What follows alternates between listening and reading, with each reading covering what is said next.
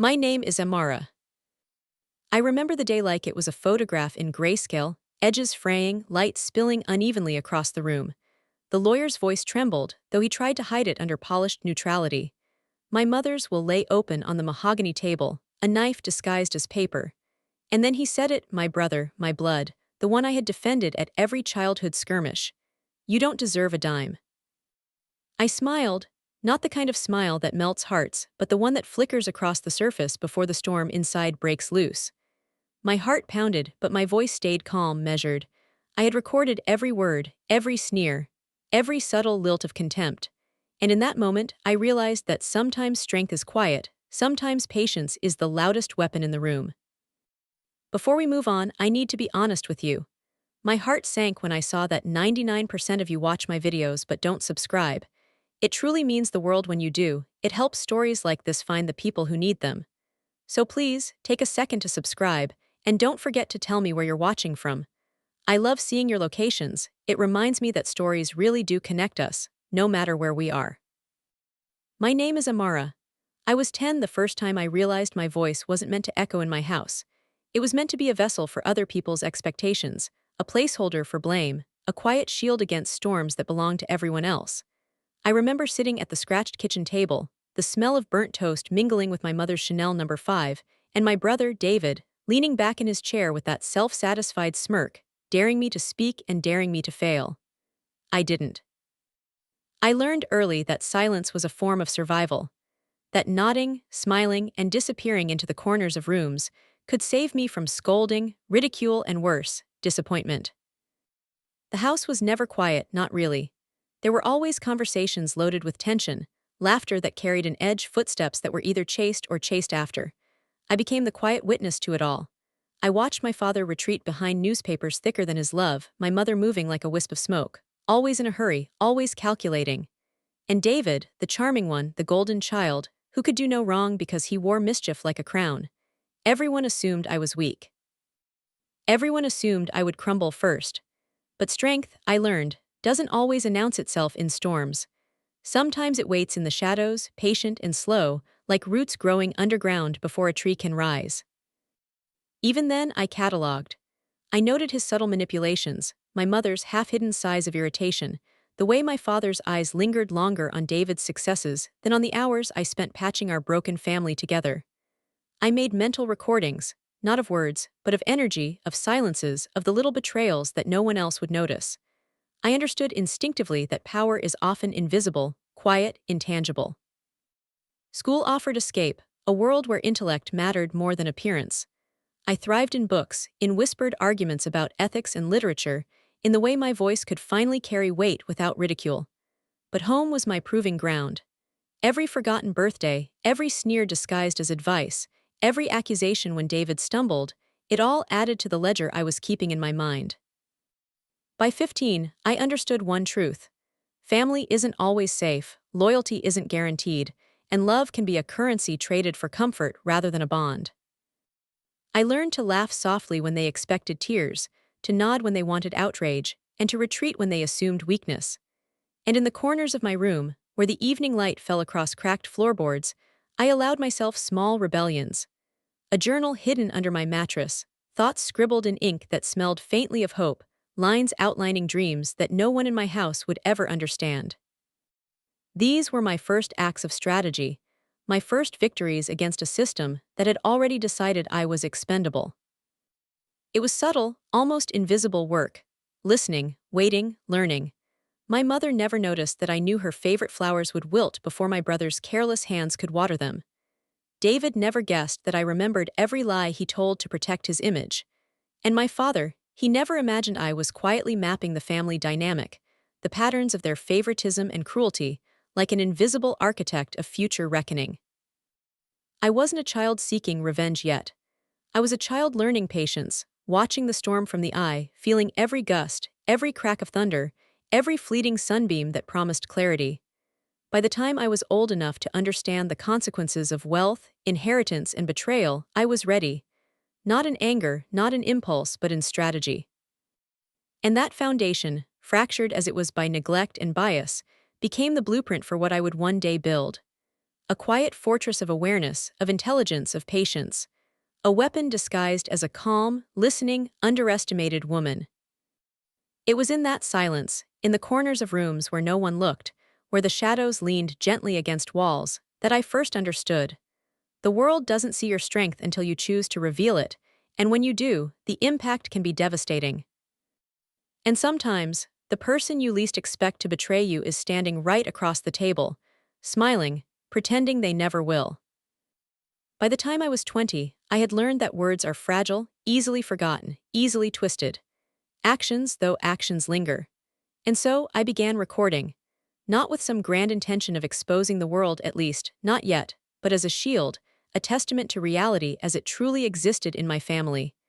I remember pressing the small red button on my recorder for the first time, the light blinking like a heartbeat in the dim corner of my bedroom. It felt dangerous, like carrying a secret weapon no one knew I possessed. And maybe it was. It started small, snippets of conversation in the kitchen, my brother's laughter when someone else was humiliated, the faint sighs of my mother, laced with disappointment, whenever I suggested something practical. I captured everything I could, the ambient sounds as much as the words. The creak of the floorboards, the scrape of cutlery against plates, the half-laugh that carried a sting. These recordings were more than evidence. They were mirrors reflecting the true faces of the people who claimed to love me. I would sit at my desk at night, headphones on, listening to their voices over and over, parsing every intonation, every hesitation, every pause that betrayed intent. I began to notice patterns. My mother's sigh always came before she dismissed me. David's charm always followed a lie, a manipulation disguised as humor. And my father's neutrality was never truly neutral. It was an active choice, a quiet alignment with whichever side offered convenience.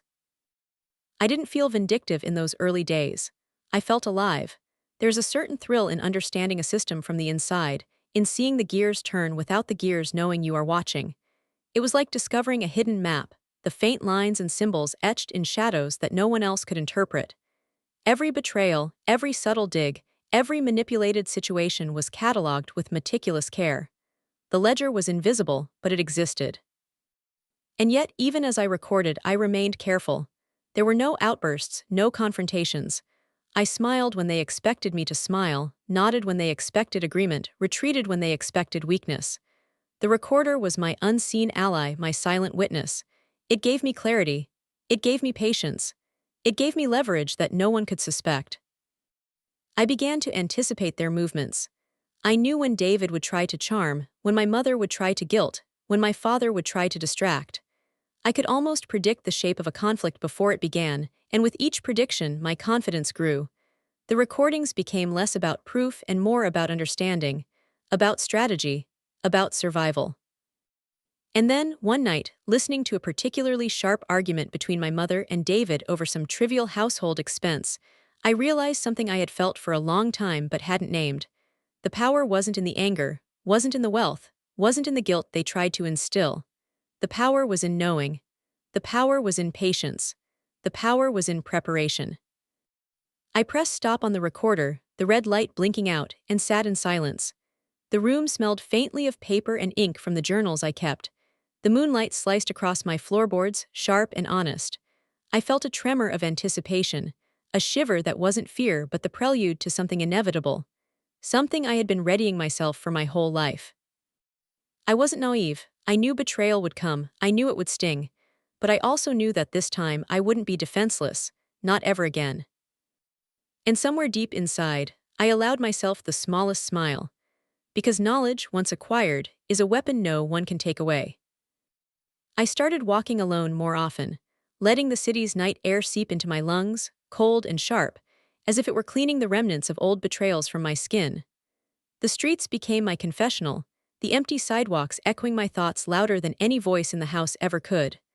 Rain-slicked asphalt mirrored the lights above, broken into shards of gold and neon that danced like fractured memories.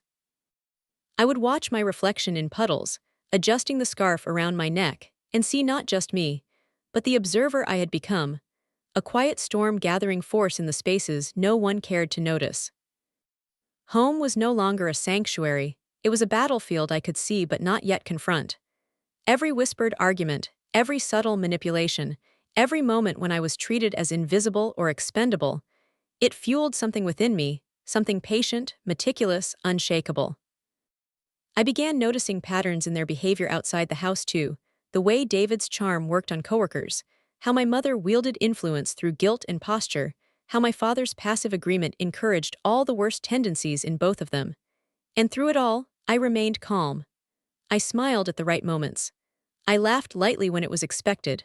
I let the chaos swirl around me while I stayed grounded in observation. I remember one night particularly well. The rain had blurred the city into a watercolor of gray and gold. I stopped under a flickering streetlight and pulled my coat tighter, letting the water drip from my sleeves. And for the first time, I allowed myself to imagine the consequences. I envisioned David exposed, my mother confronting her own manipulations, the ledger of betrayals I had been quietly amassing coming alive in a way that demanded acknowledgement. It was intoxicating, not because I craved revenge, but because I understood the shape of power now. The quiet storm inside me was no longer just a whisper, it was a presence, patient, observing, waiting. Every day, I refined my plan in subtle ways.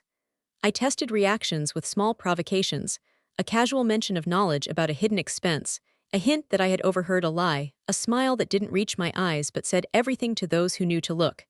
They never suspected. They were too wrapped up in their own performances, their own illusions of control. And I, the underestimated one, grew stronger in silence. At home, I moved like a shadow, listening, nodding, recording not just words but gestures, the twitch of a lip, the hesitation before a reply, the nervous shift in weight when guilt brushed close. These were my maps, the guides to understanding not just what they did but why. I began to see the fragility beneath their arrogance. I began to see the cracks I could exploit, the leverage I could eventually hold. But the storm wasn't just about strategy. It was about survival. It was about carving space for myself in a house that had never truly held me. The wind rattled the windows one night, and I leaned against the sill, eyes on the horizon where streetlights burned like distant suns, and I whispered to myself that patience was not weakness. Strength doesn't always announce itself with a roar. Sometimes it waits, silent and contained, until the perfect moment to strike becomes undeniable. And in that silence, I felt the first taste of freedom, even as I remained tethered to a family that could never fully see me. I realized that power was not in confronting them recklessly, but in understanding them fully, in becoming the storm they would never anticipate. I didn't expect anyone to see me, not really. Not the me that lingered in the corners of rooms, quietly cataloging lies and betrayals. But sometimes the universe places people in your life like a gentle push, a nudge that shifts everything without warning. Her name was Simone, and she was nothing like my family. Warm, fierce, with a laugh that didn't hide knives behind it. She wasn't naive, and she didn't pretend she was. From the first moment we spoke, I realized she saw me, not the responsible one, not the scapegoat, but the person behind the quiet composure, the storm I'd been learning to contain. We met at a coffee shop, the smell of roasted beans heavy in the air, sunlight slicing through the blinds, catching the dust motes like tiny suspended stars.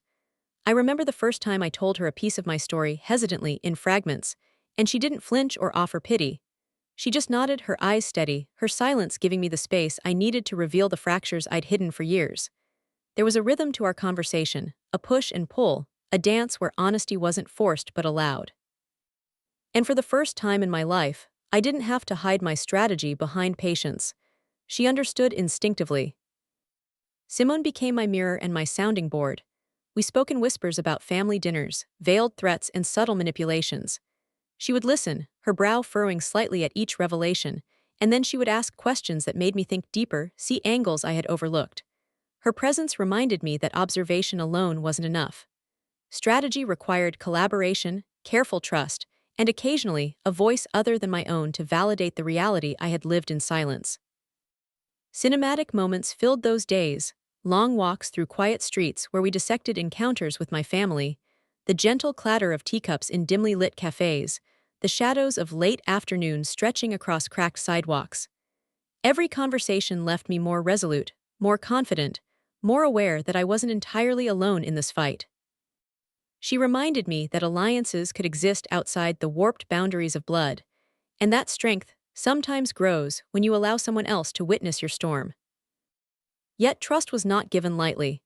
I had been burned too many times, and I knew the cost of exposure. I shared just enough to test her, to see if she could navigate the labyrinth of subtle manipulations I had spent years mapping.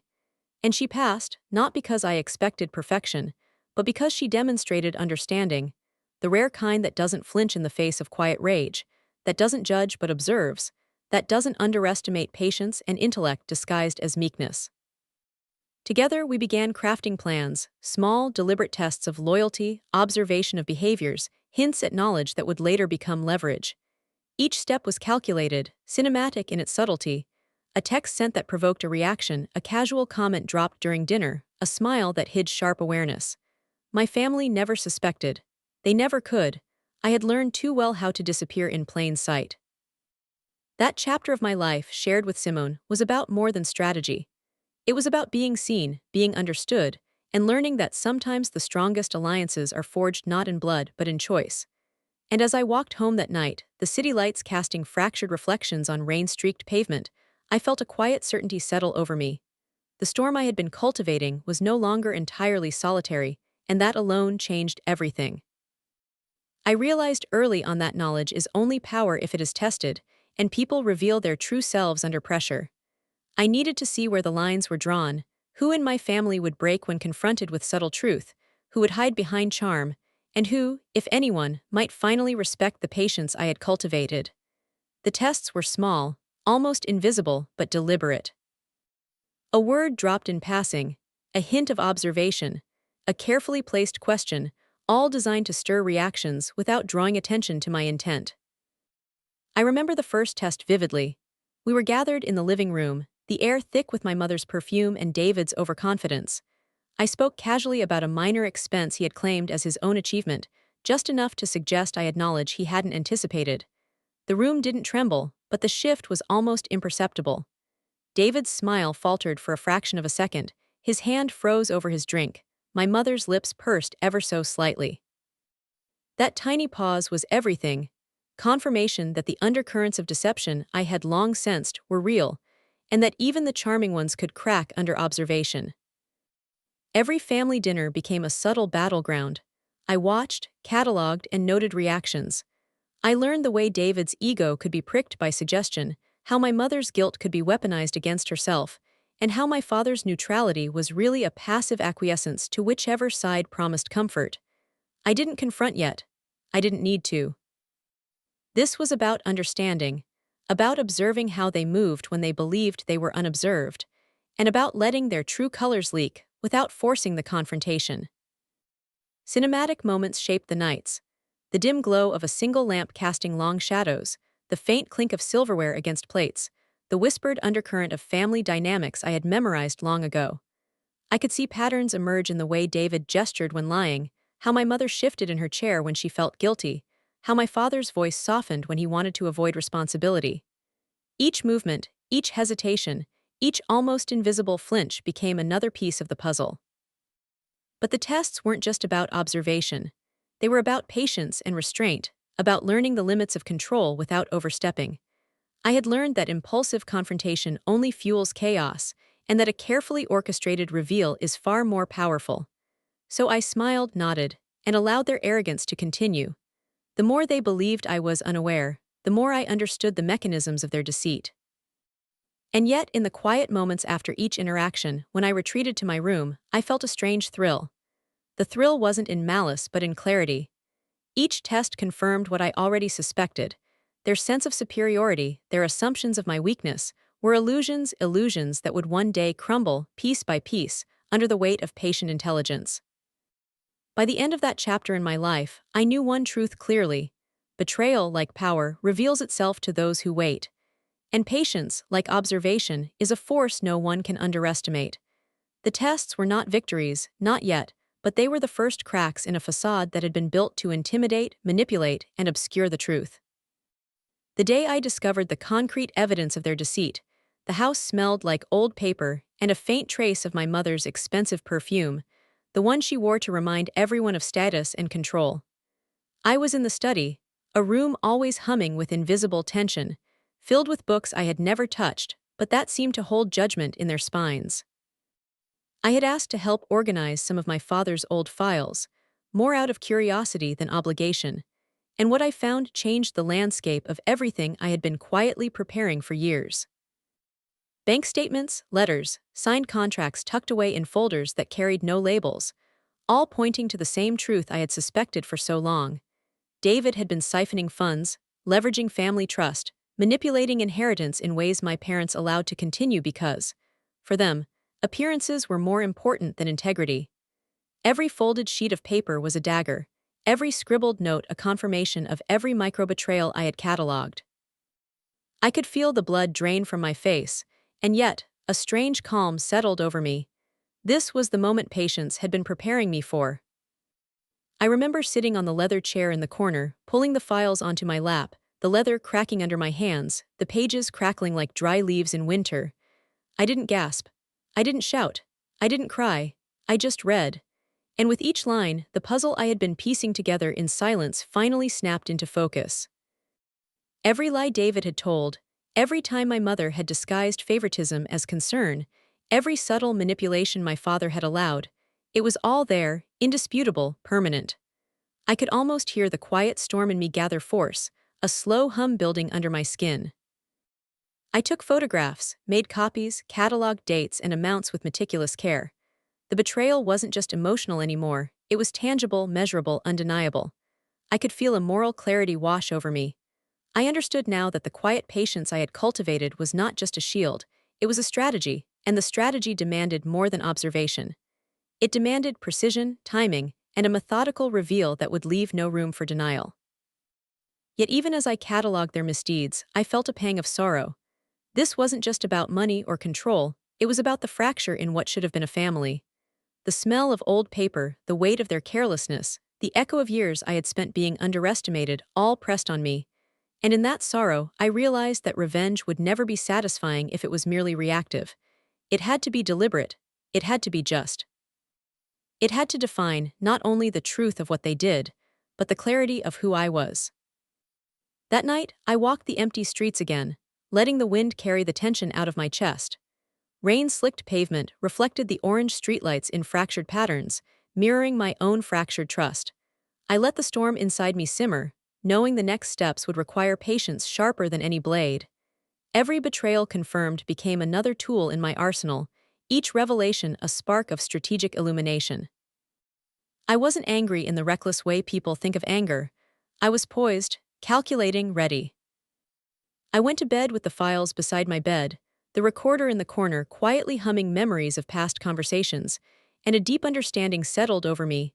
Knowledge, patience, and timing were now my allies. And the house, silent and fragrant with past deceptions, held its breath, as if waiting for the quiet storm to finally make its move. I didn't look in mirrors much when I was a child. There was nothing to see that mattered, nothing worthy of recognition.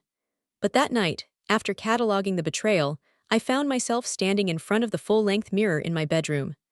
The moonlight spilled across my shoulders, across the careful folds of my sweater, catching the faint glint of the recorder and the stacked files on my desk. I studied my reflection, and for the first time in years, I didn't see the scapegoat, the quiet observer, the underestimated one. I saw the storm I had been cultivating all this time. I thought about every choice I had made, every silence that had protected me, every nod that had kept me invisible, every observation that had sharpened my understanding of who my family really was.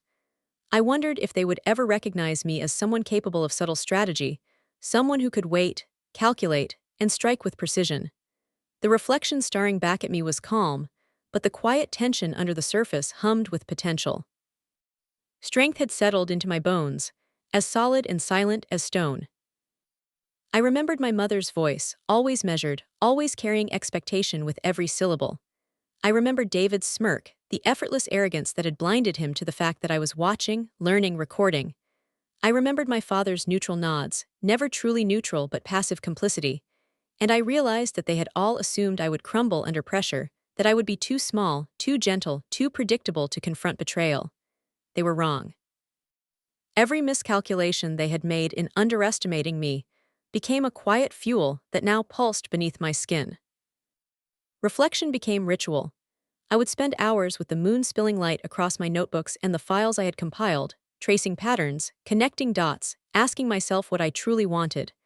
I had to confront my own impulses, too, the anger that flared when I read the bank statements, the yearning for immediate retaliation, the temptation to act without strategy. I learned to temper it, to breathe into the silence, to let patience sharpen my mind instead of consuming it.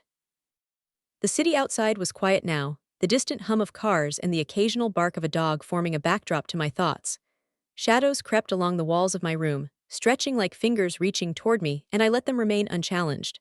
There was a strange comfort in stillness, in isolation, in the knowledge that the storm inside me was contained but gathering strength. I began to speak to my reflection softly, almost like a confidant. You've waited long enough. You've learned enough. Now you see clearly. The mirror revealed more than just my face.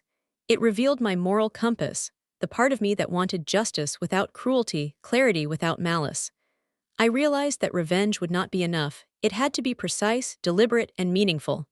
Otherwise, I would become the thing I despised, reactive, reckless, a shadow of the patient strategist I had spent years cultivating. By the time I turned away from the mirror, night had deepened. The city lights outside shimmered in the darkness like distant promises. I felt a strange mix of melancholy and exhilaration, the recognition that I was stepping into a phase of my life I had always imagined but never dared approach. The storm was ready to move, but only when the moment demanded. I began to map it all out, the strategy that had lived quietly in my mind for years, now ready to take shape in deliberate, calculated steps. The files I had collected, the recordings, the subtle observations I had cataloged, all became tools in a plan I could trust only myself to execute. I spread everything across the dining room table one night, the warm glow of the chandelier reflecting off the polished surface, casting fractured light across letters, bank statements, and photographs. It felt almost ceremonial, the way chess pieces might line up before a game whose stakes are invisible to the opponent. Every action I had observed over the years, every betrayal catalogued, every flinch of recognition when a lie surfaced, it became a blueprint. I planned not with anger, not with the immediate desire to punish, but with precision, understanding that true power comes not from confrontation alone, but from timing, perception, and leverage. I asked myself the difficult questions: what would break them? What would leave no room for denial? How could I reveal the truth without becoming cruel, without losing my moral clarity in the process? Each answer required patience, restraint, and honesty with myself. Simone became indispensable during these nights. We would sit across from each other at the table, discussing reactions, rehearsing the timing of words, and mapping out contingencies. The room was heavy with the scent of coffee and wax from a single candle we left burning, flickering light making shadows dance across the walls like ghosts of the past. We spoke softly, our words measured, precise, loaded with subtext, imagining scenarios that could unfold during a family dinner, a casual remark, or a casual confrontation. Each possibility was a thread, and I traced the pattern with care. I also practiced patience. The reveal could not be rushed. Every interaction, every subtle test I had previously orchestrated, became a rehearsal for the larger moment to come. I walked the house like an observer, nodding lighting, seating arrangements, proximity, small, almost invisible cues that would amplify the impact of the reveal. The smallest detail could tip the balance from disbelief to recognition, from arrogance to accountability. 2. Even as I planned, I allowed space for reflection. I had to ensure that my intent remained clear and my actions purposeful. Revenge for its own sake would cheapen the meticulous work I had invested in. This was not about cruelty, but about justice and clarity. The quiet storm inside me was no longer just patience.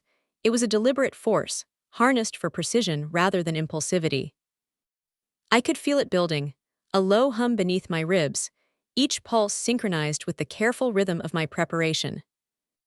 By the time the candle burned low, casting long, wavering shadows across the walls, I looked at the table spread before me, documents, recordings, and notes interwoven like threads of a tapestry. I felt the weight of it all settle into a focused determination. I was no longer merely the overlooked one, the silent witness. I was the architect of truth, the strategist who could move with the certainty of someone who had studied every angle, every weakness, every subtle betrayal.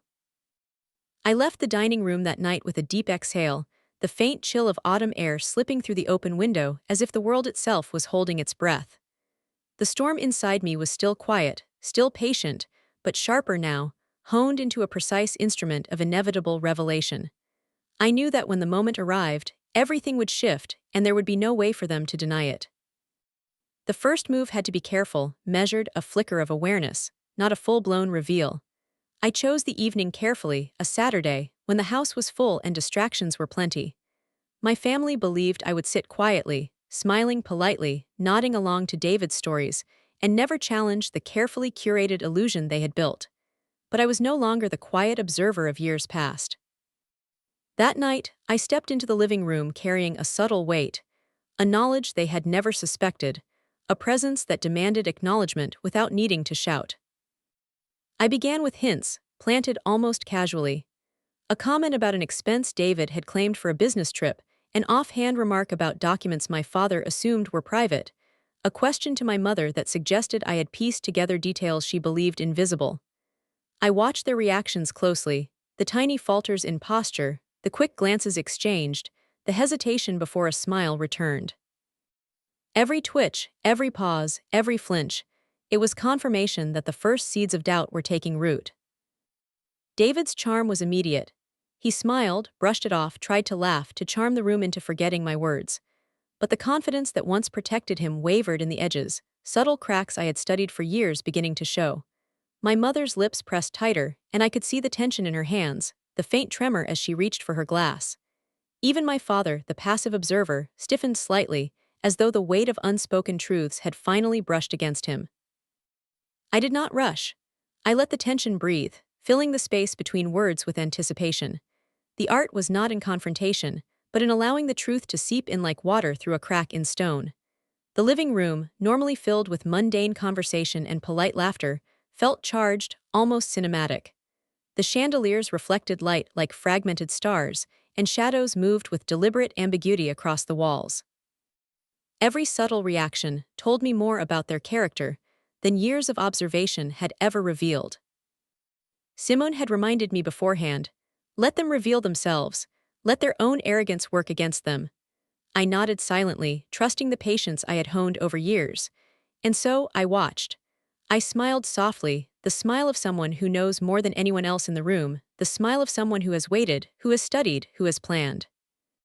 By the time dessert was served, small truths had begun to surface in the room. A careless word from David, a tight laugh from my mother, a slight shift from my father, and I cataloged every nuance.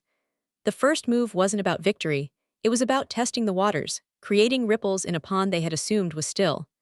I had set the pieces, observed the reactions, and confirmed that my family's armor was thinner than they believed. That night, after they retreated to their corners of the house, I lingered in the quiet of the dining room, the soft clink of cutlery still echoing faintly in my ears. I placed my hand over the stack of files, feeling the weight of preparation, the pulse of anticipation. The first move was never meant to topple them, only to start the subtle unraveling. And I felt a surge of satisfaction that had nothing to do with malice and everything to do with clarity. It didn't take long for the subtle cracks I had created to widen. The carefully planted hints, the strategic observations, the gentle provocations, they had begun to unravel the house's carefully maintained illusions. David, who had always thrived on charm and misdirection, stumbled in ways I had predicted. A hesitation here, a forced laugh there, a slip of the tongue that revealed more than he intended. Watching it unfold felt like standing in the eye of a storm I had long nurtured, calm, precise, inevitable. I had prepared for every eventuality, every denial, every attempt to spin their version of reality. The gaslighting that had defined my childhood, the subtle manipulations meant to make me doubt my own perceptions, now began to collapse under the weight of tangible evidence. I let them speak, letting their arrogance fill the room. Every word, every gesture, was recorded in my mind as meticulously as the files I had collected.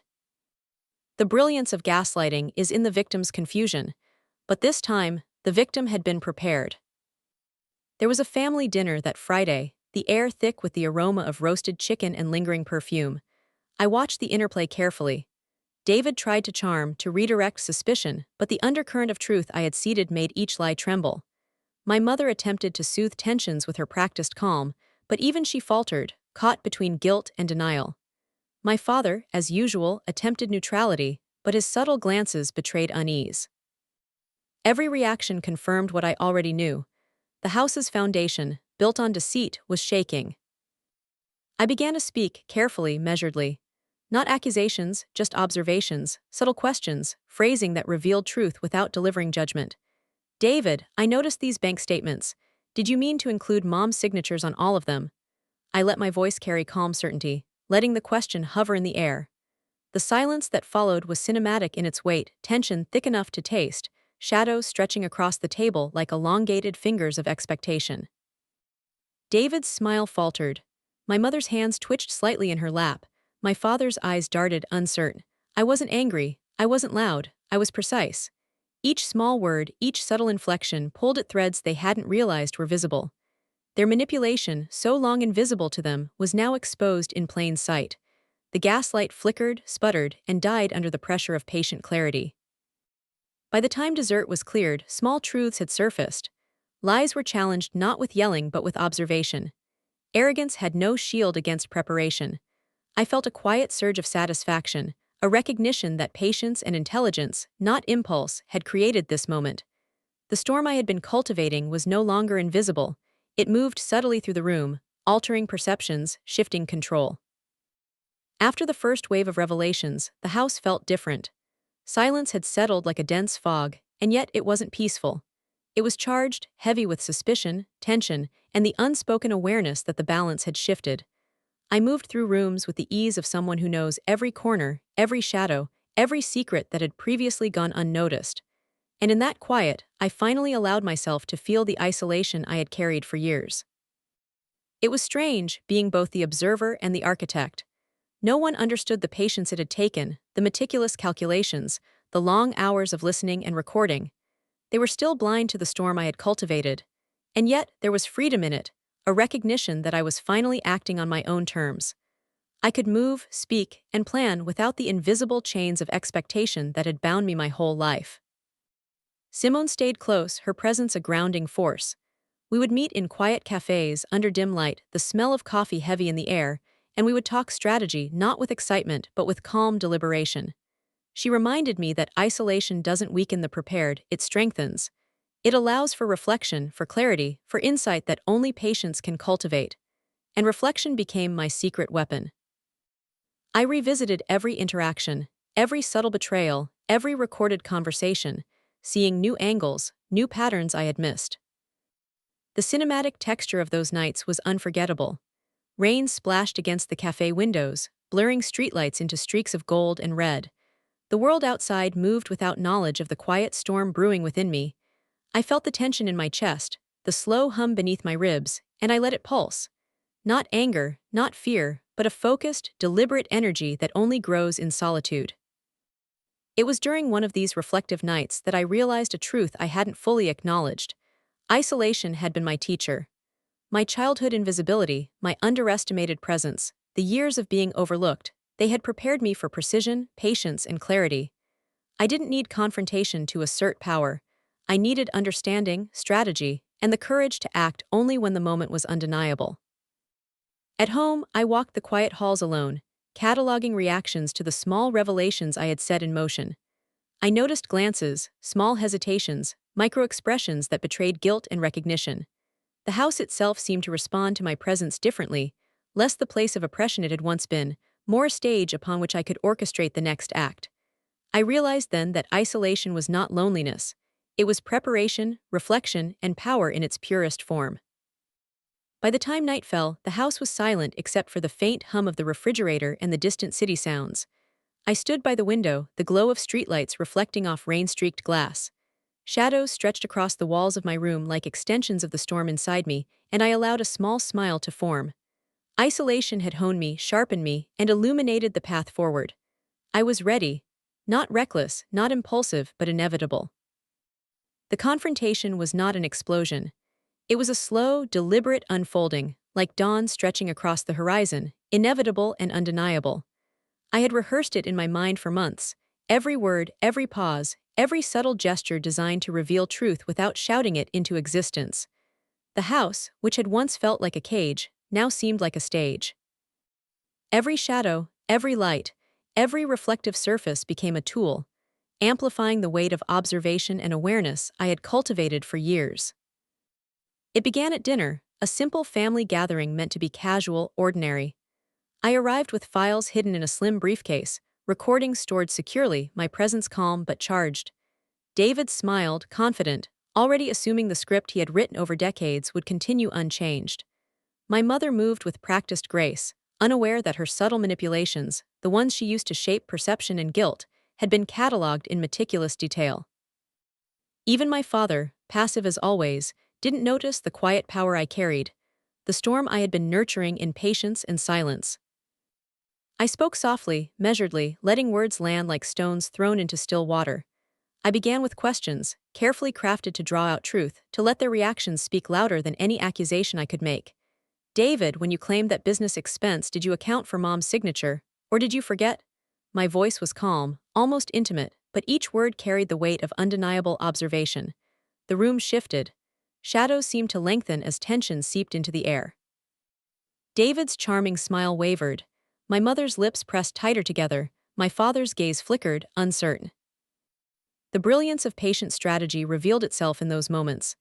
I did not shout, I did not attack. I allowed the facts, carefully documented, to breathe.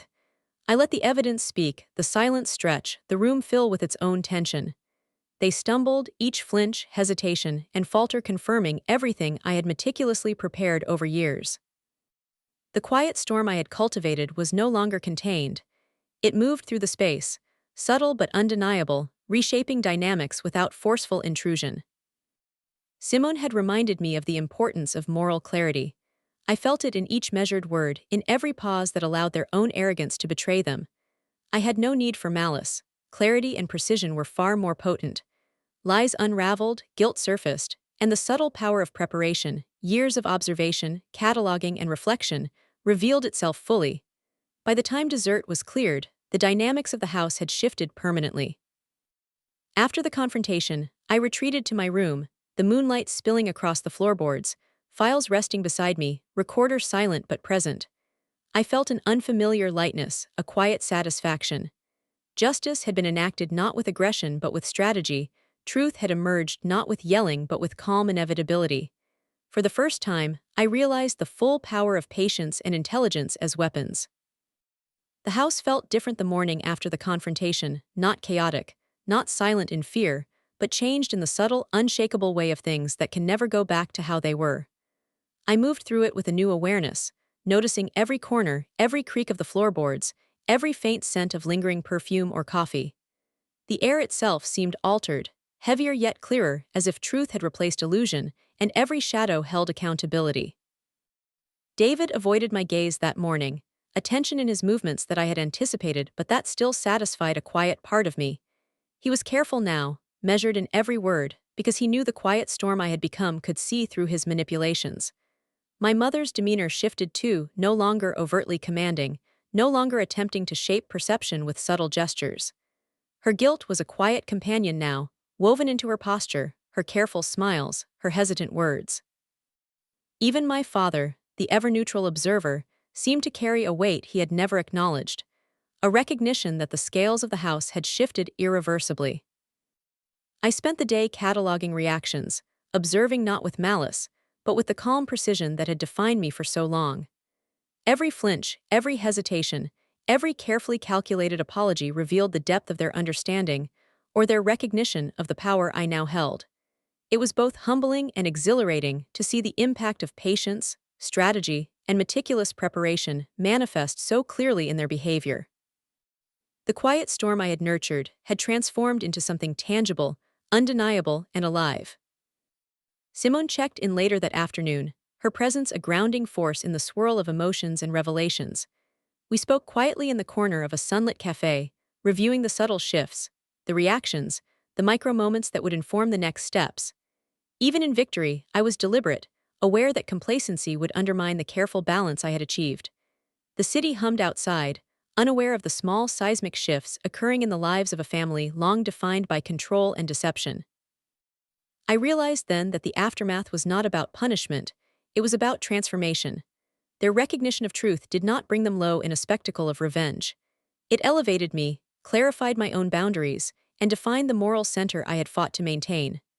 Justice, I discovered, was not in shouting, not in exposing cruelty, but in allowing the truth to emerge with precision, letting their own actions validate the reality I had known all along. That night, as I lay in bed, moonlight tracing patterns across the ceiling, I felt a quiet pride, tempered with reflection. The house, once a stage for manipulation, had become a theater of clarity. Shadows that once concealed deceit now highlighted truth. I was no longer just the observer, no longer just the underestimated one. I was the strategist, the quiet storm realized, the embodiment of patience and foresight. The house was quiet in a way it had never been before. Not the eerie stillness of tension, but a settled calm, like the air after a storm has passed. I walked through the rooms one last time, noticing the small details that had once been instruments of manipulation. The scratches on the floor, the faded wallpaper, the faint scent of perfume that had always reminded me of control. Now, each corner held a story of truth reclaimed, of patience realized, and of power exercised without cruelty. I gathered the files and recordings I had painstakingly collected over years and placed them in a small locked chest in my office. Not to wield as a weapon, not to gloat, but as a testament, a reminder of patience, strategy, and moral clarity. Some might have called it vengeance, I called it stewardship.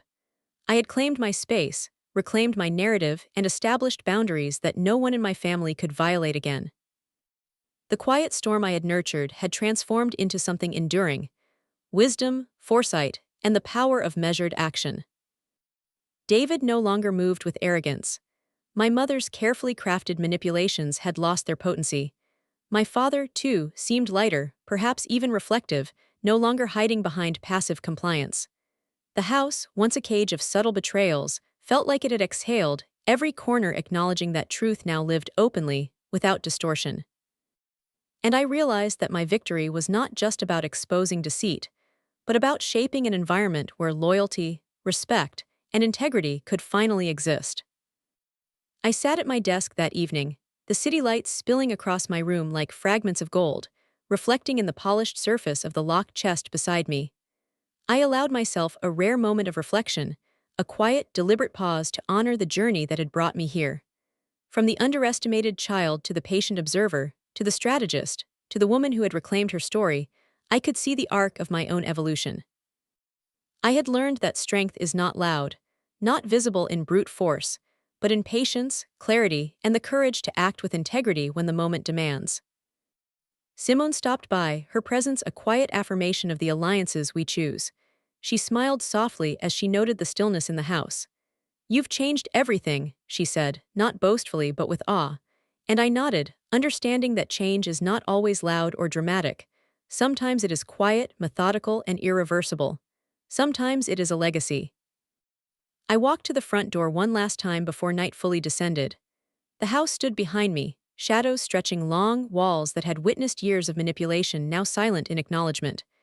I took a deep breath, feeling the weight of the past lift, replaced by the steady, unshakable pulse of purpose.